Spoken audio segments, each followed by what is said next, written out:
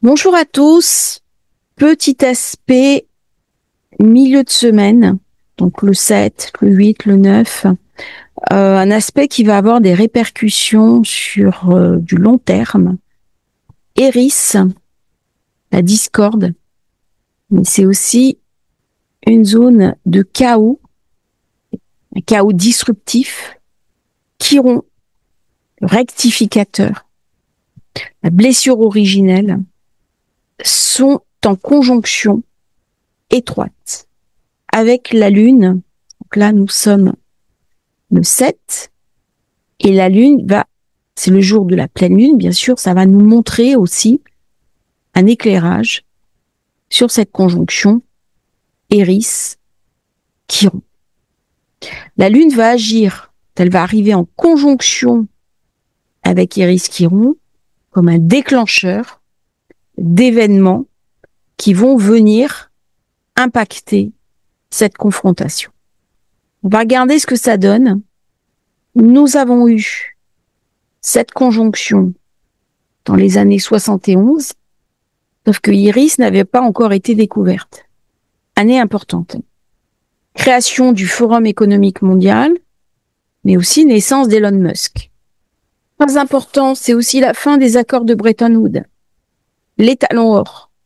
C'est la fin de la conversion du dollar. Création de Médecins sans frontières. Sadat qui réouvre le canal de Suez. Ariel Sharon qui met fin à la résistance à Gaza. Mais toujours. Et puis en France, les femmes qui manifestent pour l'IVG, et c'est la publication de ces femmes connues qui ont avorté et qui se dévoilent publiquement alors que c'est un délit. Par contre, Eris n'avait pas encore été découverte. Donc là, nous sommes dans la première conjonction Chiron-Eris après la découverte d'Eris. Eris, découverte 2005, mais Chiron n'avait pas non plus été découvert. 1977. Je suis invitée à regarder le chaos. On est dans le bélier, on est dans l'affirmation de soi. Mais on peut facilement rentrer dans la rage. On peut facilement aussi rentrer dans la violence et dans l'hyper-nervosité. Ça va être intéressant de regarder ce qui se passe au moment où la Lune arrive sur la conjonction. Parce que c'est elle qui va servir de déclencheur. Le déclencheur va se faire le soir, en heure Paris, 23h, carré Pluton, Jupiter. Et là, on voit comment les 24 degrés, puisque ça va se faire à la conjonction 25, et on a vu dans certaines vidéos à quel point le 24 et le 25 degrés étaient importants en ce moment. Bon, le 25 degrés, vous avez Eris qui est dessus.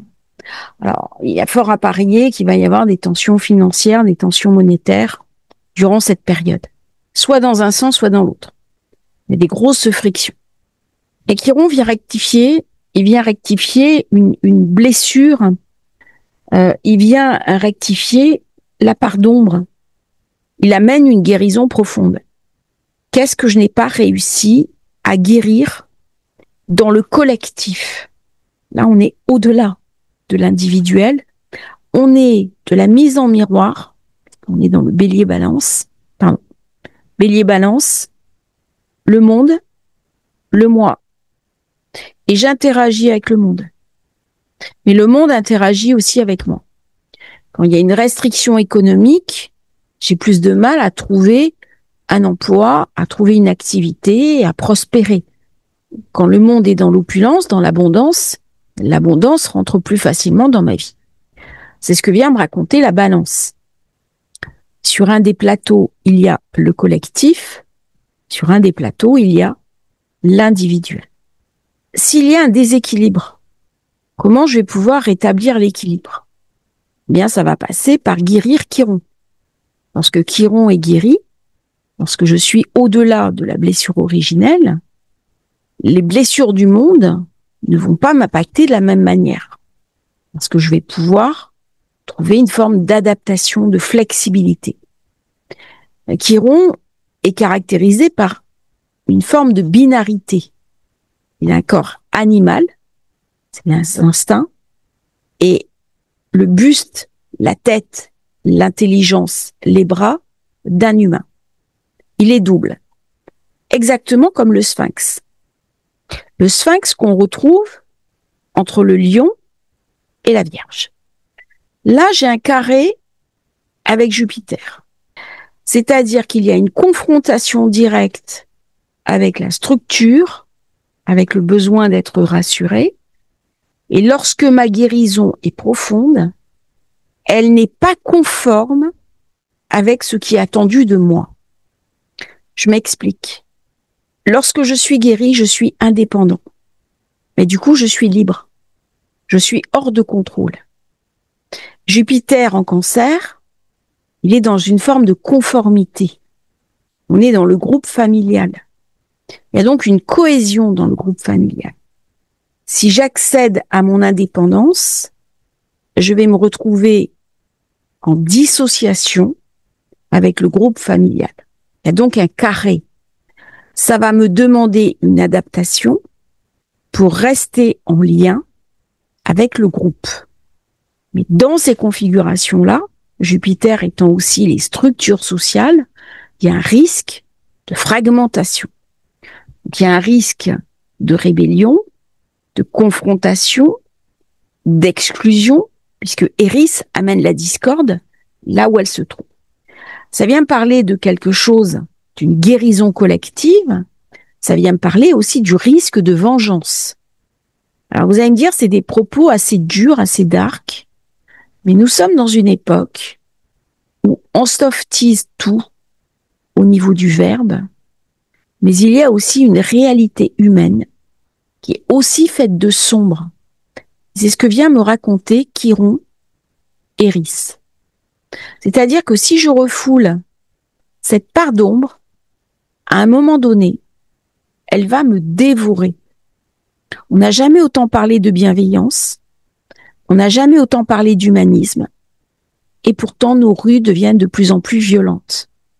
Je me faisais la remarque ce matin en regardant un film, de temps en temps ça m'arrive aussi de me détendre, pas très souvent, mais quand même de ne pas faire d'astrologie, et je me faisais la remarque suivante, des images à l'écran qui sont de plus en plus violentes.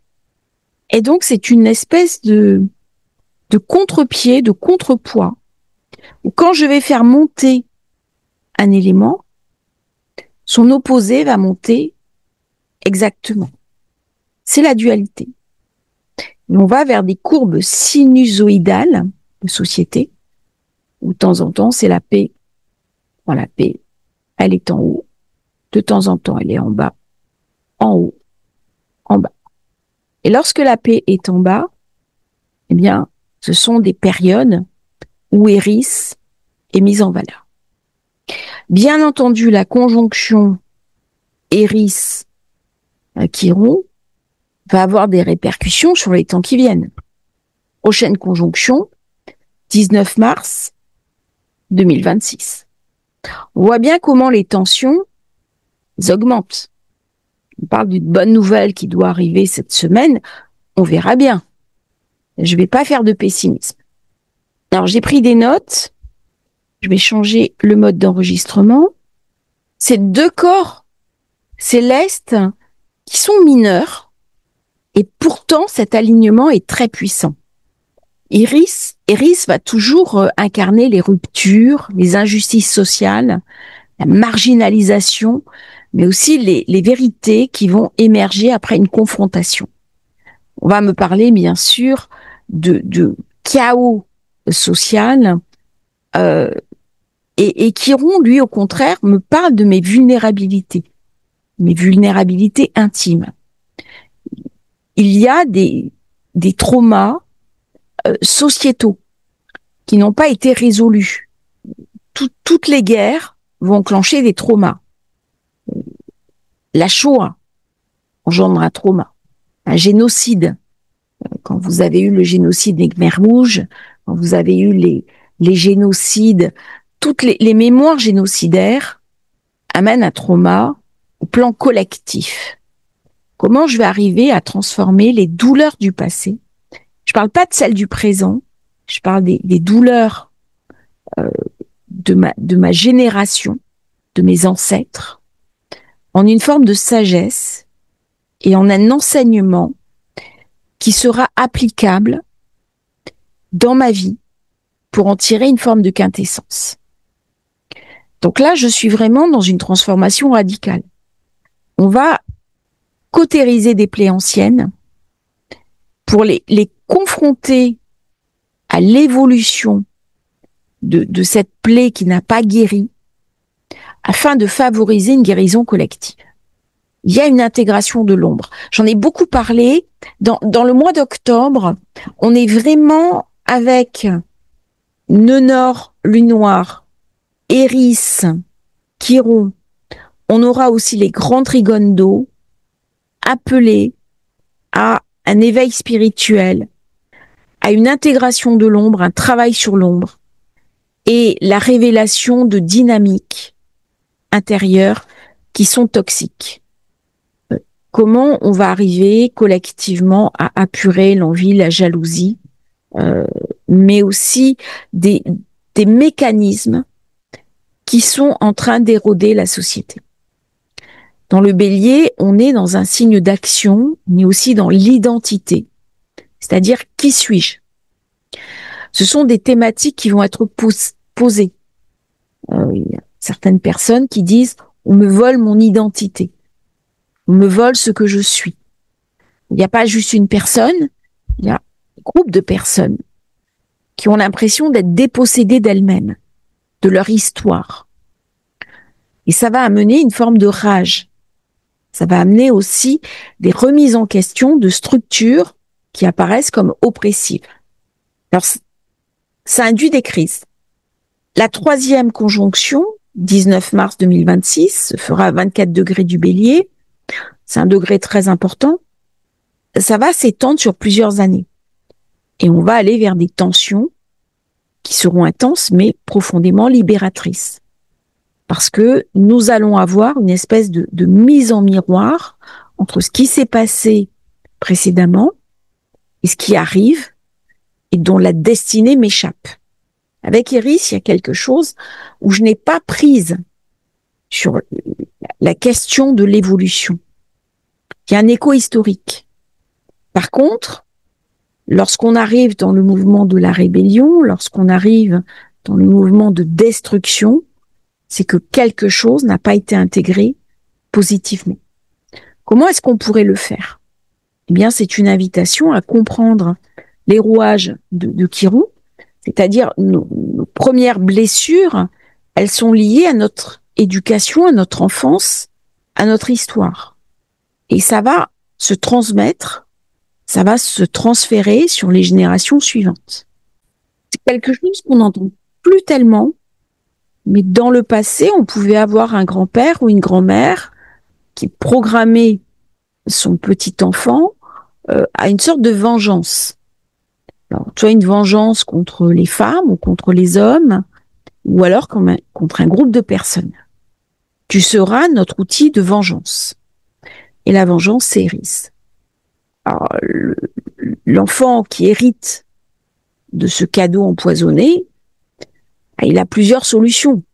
Soit il le prend en main, mais c'est une pomme empoisonnée, que Iris, c'est elle qui va donner la pomme, c'est la pomme de la discorde, et à un moment donné, cette pomme va lui confisquer sa propre vie.